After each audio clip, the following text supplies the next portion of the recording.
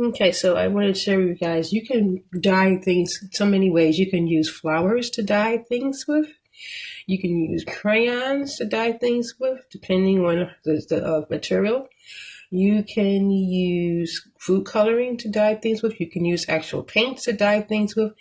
You can use dyes to dye things with. So what I mean by, you can also use food coloring, not just the ones you buy at the supermarket that comes in cute little, little tubes like the red, yellow, blue, and green. But I mean, actual fruit has dyes like beets. These beets, I poured the juice of the beets right inside of here.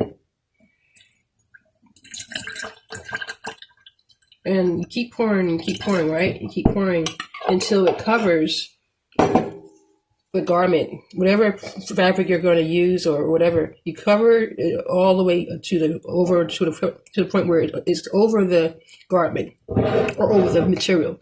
Okay, and you want to make sure you do this. Make sure it's saturated. Now, of course, you're going to add a little more. So just to be more visible, you're going to add a little bit more because you want to make sure it's all over the top. Like you want to make sure it's immersed. Okay.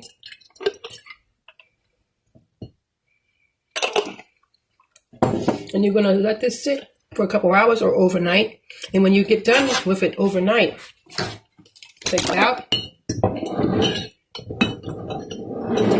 And it's going to look like this. Now, if you want to add a darker color, you can.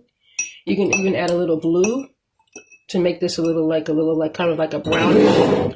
Because red and blue makes like a brown.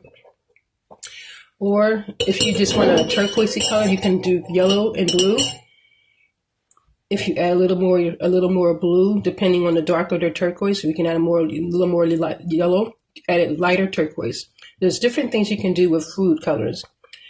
You can do also with flowers. If you want a mix of flowers, you can do yellow flowers and let them soak in the water that have, like the really, really beautiful pigment. You can do green flowers, let it soak in the water. And then after you get the color that you want, after letting it soak for a while, make sure if you add flowers to your water, if you have flowers, they're like come up to here, you want to again soak it where the water is over the flowers and let it just sit there for a couple of days. Sometimes even putting it out in the sun will give you a stronger pigmentation. And just check the water level, and then take that water and you can add that water to whatever garment that you want to use. And if you want to place the two colors together, once you get the desired colors that you want, you can do that too.